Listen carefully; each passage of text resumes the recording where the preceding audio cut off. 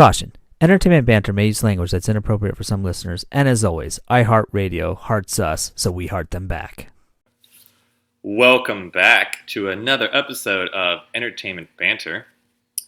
My name's Joel. And I'm Matt.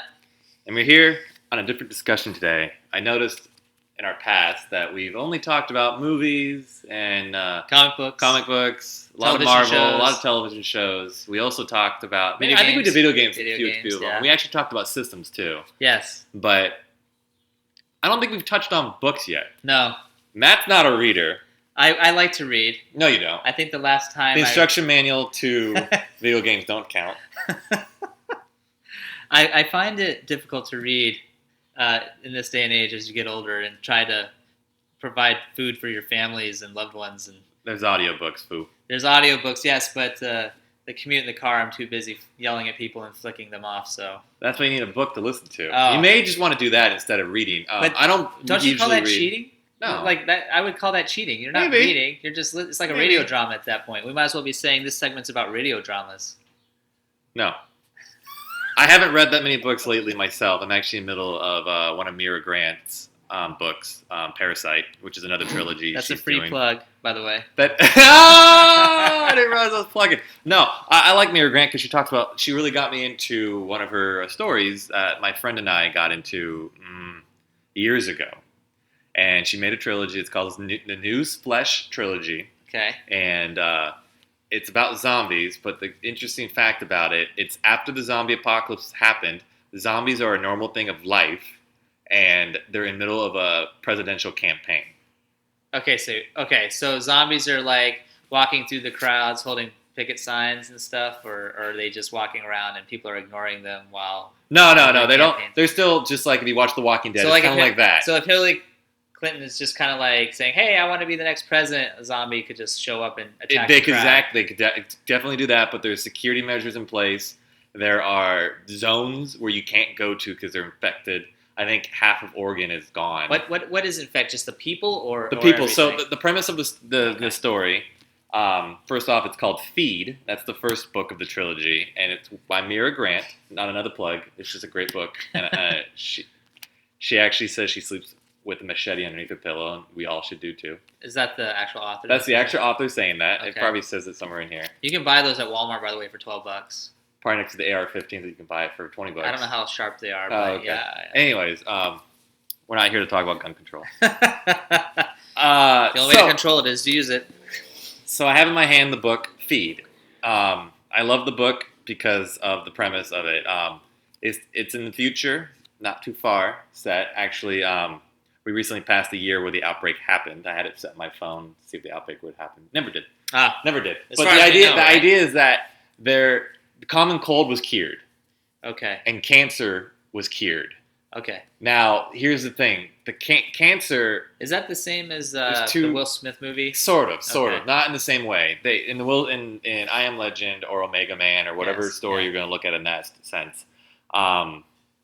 The story was they took the common cold and used it to cure cancer, Okay. and it went crazy. Gotcha. This is not like that. So there's two separate doctors, two separate stories to this. One doctor has created the cure for the common cold, and he thought that he can make a lot of money off curing the cold and everything, and then no one would have a cold again, and it would be an airborne thing. Another doctor found out a way to cure cancer, and he figured that he can save the world, and he wanted to give it to everyone free.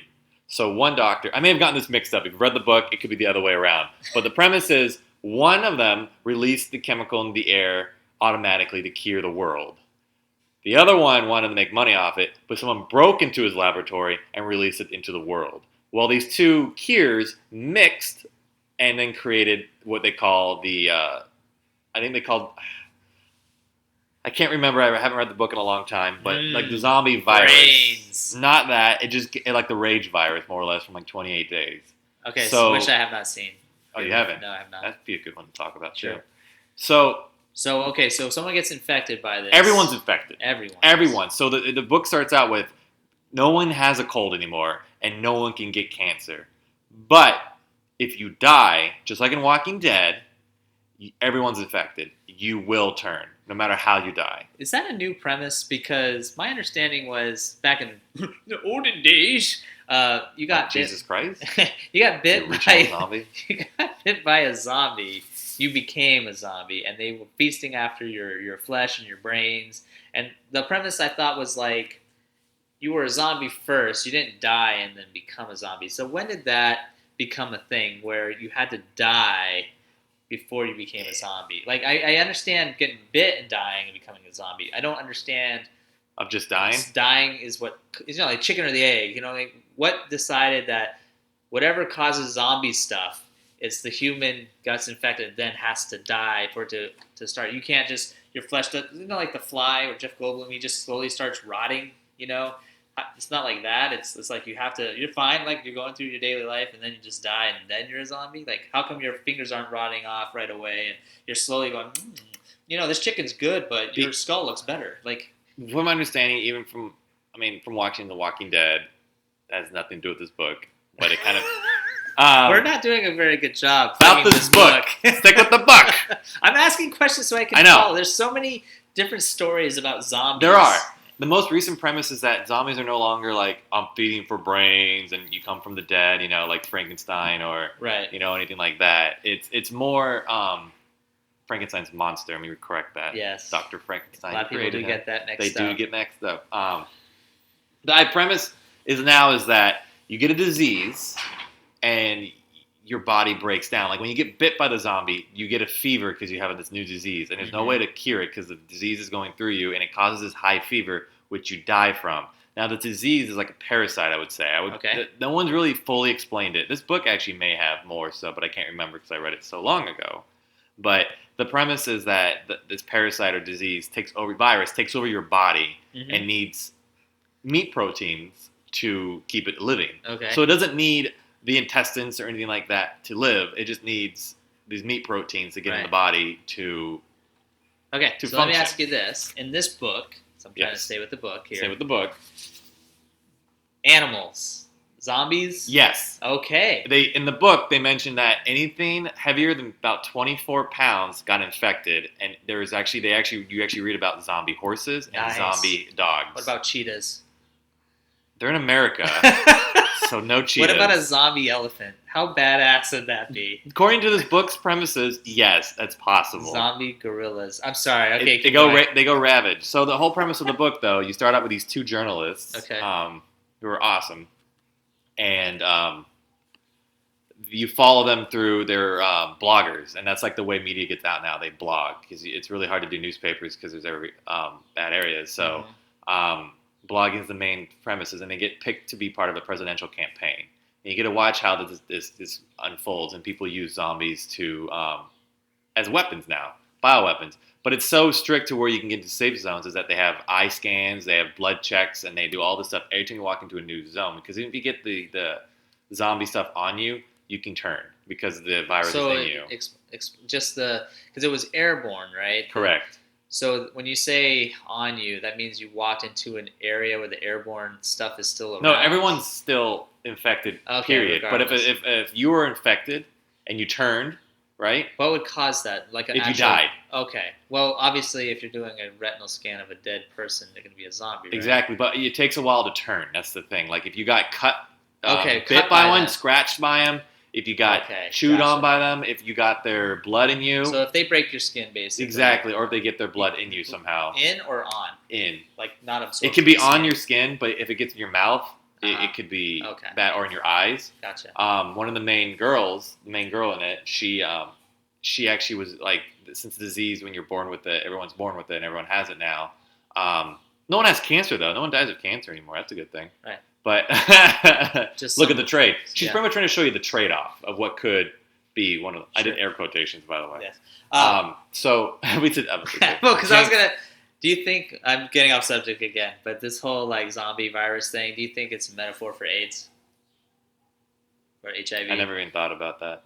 No. Just because, other than some guy chewing on your arm, I mean, like the whole idea of swapping bodily fluids and whatnot. Maybe. Yeah. It's just a way for a disease to spread.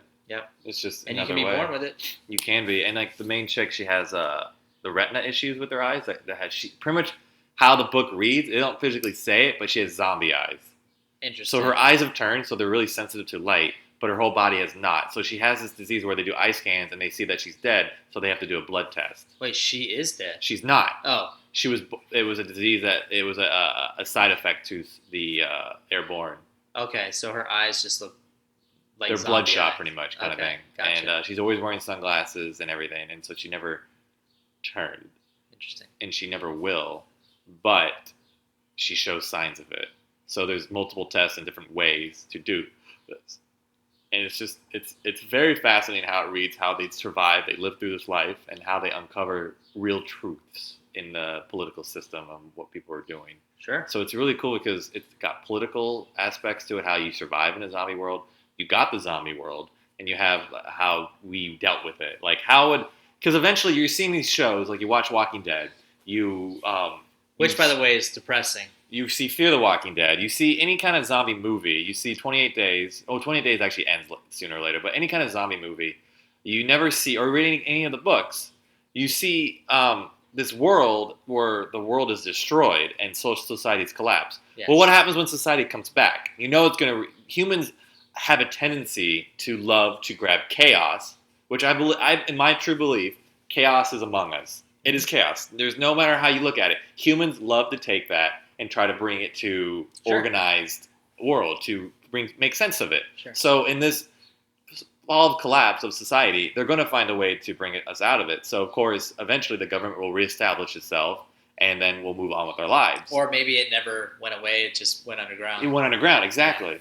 The 100, if you ever watched that TV show on CW, which is actually really good for a CW. I thought it was Dawson's Creek meets Walking Dead, but actually it's a bit better. And there is an underground world of the present of the United States. So it's just interesting that when the society collapsed, it hasn't fully collapsed. It just got smaller. So let me ask you this, because I obviously have not read this book, but you're mentioning politics and stuff, and the key thing about politics is money. So, making a profit off of this kind of stuff. War is also associated with making money and a profit, so to speak, in a lot of day and age society political talk. So are they using these zombies? You mentioned that they're used as weapons. Is it a money-making thing, too? It can be. Yeah, I think there is some moments where they try to make money. People make money off it, for sure. Of course, if you watched the World War Z, I think that was a good representation of society collapsing and then trying to rebuild itself at the same time. But because the movie book was terrible, the right? book, compared to the book. correct. I, as the reader of the book, which is another book you should read. That's Mel Brooks' son, right? Yes. Yeah. Okay. He's awesome. Yeah. He I actually got to meet He him. may have a hard on Max Brooks. Yes. He may have a hard on for the Japanese in the book, but he talks really highly of them in it. But in the movie was the war. So if they make, because they are going to make another World War Z movie, we're back on movies. It's based off a book. If they make a movie, another movie, it's going to be based off the documentary of the book, how the book was read. It's going to be like a mockumentary kind of a thing. Gotcha. But it's going to be off the war we saw. Gotcha. Because the book is based off a war that was done. They just didn't do that exact war, which was sad, but at the same time, it wasn't that bad of a movie. It's just, you got to accept it for what it was. And it was well made. I think it was well made for what it was.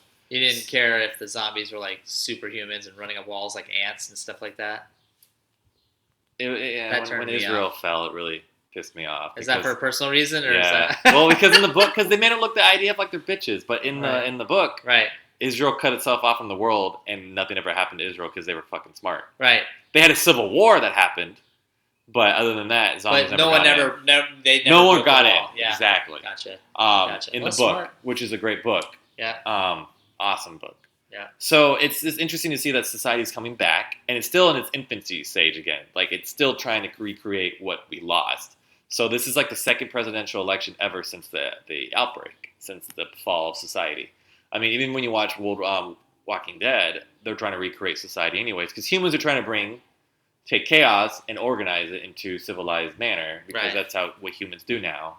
And we think it's civilized. We don't believe chaos is a normal day-to-day thing, even though that's... Well, nobody wants that either. No, they want to be if you put yourself in those situations, you don't want to... I'll be honest with you, I would never sleep. I would be a wreck 24/7, knowing that I could wake up to somebody chewing on my arm. You know what I mean? Oh, for sure. You know? I would lock myself in a cell by myself. Yeah, probably. it would be the most depressing, shitty life ever. It would be, but you would want to create Well, of it. You know, and like you try to go someplace obscure, like some top of a mountain or I don't know, somewhere. It's depressing. Yeah. But it's funny that you were talking about the zombies as weapons too, because getting way off subject as always. The aliens, that was the premise too. Like the company, that's why I brought up the money issue. The company wanted to use the xenomorph as a weapon. Of course. No matter, it could wipe out all of humanity, but let's just somehow try to use it to our advantage still. Hell yeah, humans are evil. So we're sick fucks. So even in this book, right, we got zombies walking everywhere. That's bad enough, but we're still doing the Cold War with Russia and like sending zombies over there, or not necessarily. I can't remember if they've talked about that, but London does get brought up a lot because the bloggers have a relationship with the blogger in London and they work together. So it's interesting on the fact that we are still squabbling amongst each other, and there's still zombies. Like in their political campaigns, now they're talking about how we're gonna clear out Colorado and bring Colorado back to the living and all that. So they are talking about cleaning up areas. Of course, they still are. At least that's nice because at least with the that storyline, I can appreciate they're trying to make humanity better because Walking Dead, it just seems like humanity never ending. It's just going to a dark place and staying there. Like they don't care. It's just that's it. Where it's very depressing. It's depressing. It is very depressing. And you're hoping every episode is going to get better. Every episode, I just want to see. Believe it or not, I believe in the good in humanity. I want to see humanity come together against a greater quote unquote evil and take care of it. But you're not going to get that from Walking Dead. And there's no right and wrong in Walking Dead. It's just we're watching a side of Rick Grimes, and he is. You believe in his side because you've been following him the whole time. Right. But who's to say that the people he's been killing when he's killed the living are not the bad guys? You know what I mean? Like, well, I think they're just people trying to. I think that's survive the in this part world of the show because you're right. If we were watching other people and they came across Rick and he just killed somebody, that person may have been a dick for a moment, but it's too late now because Rick just killed him. Yep, and it's just you never know, and in that world, it's all about worst case scenarios every time. Yes. Like that's how Kirkman is writing it because he wants it to be like always a worst case scenario. Like it feels like it's always getting better, and then all shit has to go wrong. Oh yeah, and that's what it's been doing. Yeah, and it's always worst case. This feed book, you said it's one of trilogy. It's one of 3, right? Yeah. Okay. All right. So you gotta. We're slowly running out of time. So because I haven't read it, obviously. 571 pages for the first book. Yeah. I barely have time to use the restroom, let alone read that much. Okay, so take a poop and read a chapter. I know, but it's possible. That's what I did. I do poop for a while. No. All men do. So, leisures. What stands out in this story regarding zombies that's different from Walking Dead and all the other things that we've seen thus far? What stands out is how these people interact with it, which I think is amazing. I actually enjoy watching The Walking Dead and believing that it's part of the same story because it has similar aspects. Like the first season of Walking Dead, you find out the CDC that everyone's infected, and then Rick tells everyone like we're all infected, but nobody knows why we're all infected. Right. And it seemed like there's going to be never us going back and finding that out. Like it seemed like we were going to, and I think that's why some people still watch the show. Like, why are we all infected? Like we were going to cross that, but I feel like we so far into the universe that you're never going to know, and they killed off all the important people. Who knows if the United States still stands as it is, Right. How are the governments even there at all? Like, they just assume they're not, and they're trying to establish and live on their own. Right. In this book, it makes you feel like this is the future of the show, and they finally got their life established, and it's just interesting. So all the answers we want from Walking Dead have been established. Yes. And here we are. Yes. Okay. And I really enjoy it. And cool. Okay. And I also enjoy, every time I read a new zombie book, I'm not that into zombies, by the way. I'm into the collapse of society, and zombies are a way a lot of authors have been using to get to the collapse of society, which is very interesting. So I find it very interesting. I always combine all the books I read. So I read World War Z was my first one, and that was amazing. And World War Z is comprised of all these stories from beginning of the war to the end of the war. and they have the same premise, like everyone got infected kind of thing. Right. It was really interesting. So then I read Feed, and I read other zombie books, and I always look at these are just stories in that one war, and I always find that fascinating. And this is like Feed is I feel like is the same timeline as World War Z, which is after the war now. Society's kind of got back to normal, but has it really, or is it just a different kind of normal? Gotcha. This is just everyday routine. Is there a particular scene or moment in the story that really stood out to you that made you want to poop your pants, couldn't sleep at night, or what you know what I mean? There's like every book has a couple of good like moments in your head where you're just like, wow, that was awesome. It was what stood out for you in this trilogy. What really made me it didn't make me not sleep at night, but some of the quotes in the book. One of them from the girl who's the main girl you read about. She reads this quote in one of the beginning, like right here, if you see in the beginning of each chapter. Some of them they'll talk about like Georgia is the one we're following, Okay. and she says you can't kill the truth, and that's a quote she just said in the first book. And then Sean is her brother, and he says a quote. And a lot of a lot of the chapters you'll see small quotes like that. Gotcha. And Georgia, she says this quote about like I can't remember it completely, but it goes like, this shit's not part of my plan. I didn't want this to happen and all this. And then she goes, nobody cares about your plan. Shit's not supposed to go the way you want it. It's just what it is. And now we deal with it. Mm-hmm. And it's just interesting because everyone's always like, oh, like in life in general, people are always saying, I don't like this. It's not part of my plan. I didn't want this. If someone like their parents die or their kid, you bury your kid, or you get shipped off the war, or you lose your house. Like, none of that shit's part of your plan. You never put it in your book and go, yeah, my son's going to die next week. I'm going to lose my house. I'm going to crash my car. No one says that shit. It's just shit you have to deal with in life. Mm-hmm. And it's just, you progress with life. And it just shows like, move on kind of mentality and deal with what you have. That's heavy. And eventually, you feel like you get back to a normality. It's not that it's not the fact that you can just. It's not that you work with the fact that you lost people or whatever. It's more that you just learn to live with what you have. Right. That's interesting. That's a lot to take in. That's a lot to take in because that's an internal struggle that every human being has to deal with at some point. Mm-hmm. And like no one wants to deal with it. I think that's also the interesting thing about humanity is like all those things that you were bringing up that this character obviously agrees with is how is it fear? Like you don't know how you personally as a human being will respond when those events take place. Does that make sense? Like yeah, maybe. You know what I mean? We're afraid how we as it's almost this is deep. It's almost like a character thing. Like you don't know your own self until you're put into a situation where you will discover yourself for the first time. Does that make sense? Yeah. Will you fly? Yeah. Or will you sink? Fight or flight kind of thing. Will you? Yeah. You talk a big game, but if you're put in that situation, will you be able to survive? Yeah. Would you be the one to be able to make the choices to make sure you survive? Rick Grimes makes those choices every day for his team. Yeah. These people in this book, Feed, they had to make choices. You have to make. Are you willing to make these choices? Are you strong enough to make these choices? You actually get to find out who you really are in those moments. Because now, you look at today's society. This podcast has been very dry, but look at today's society. People go to work. They work at desks all day. They have no practical skills. He's not speaking on my behalf. No. He and I are.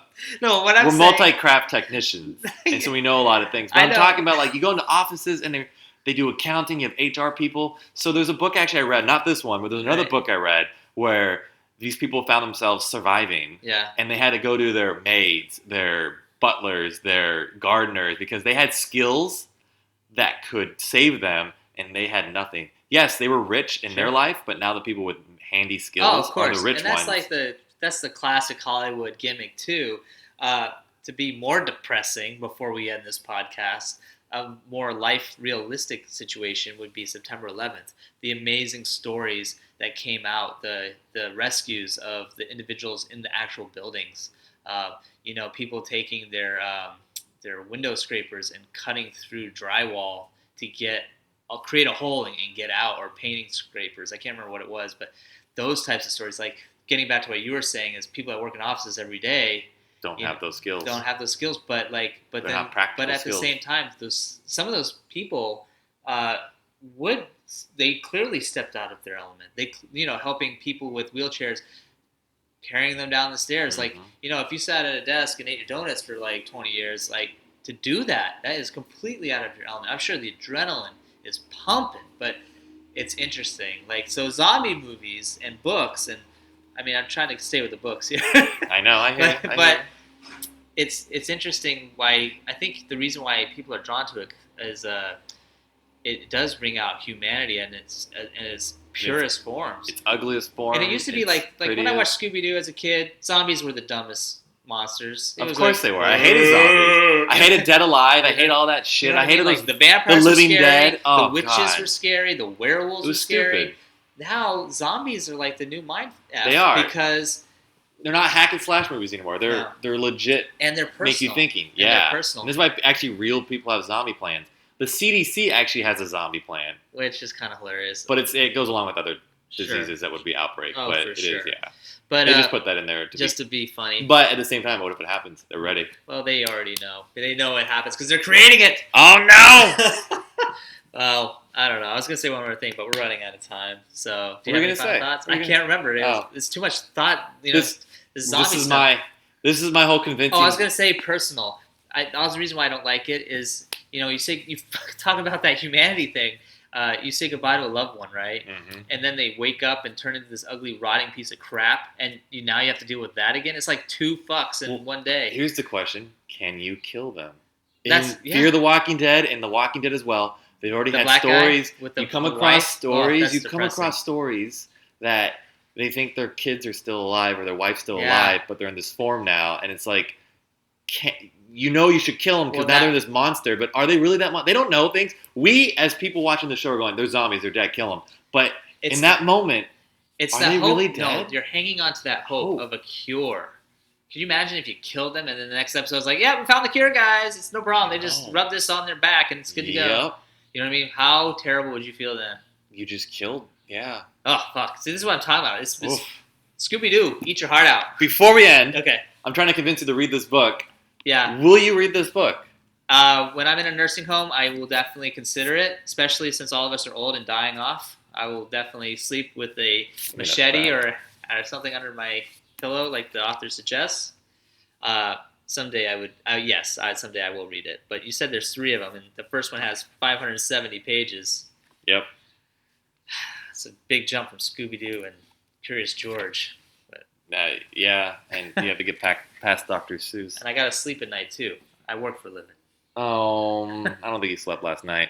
Well, with that being said, this was fun to talk about something different for a change. Yeah. And we went over, so we gotta cut this off. Oh my God. Okay, that means we're done. We're really done. Well, it's time to go and click that next video.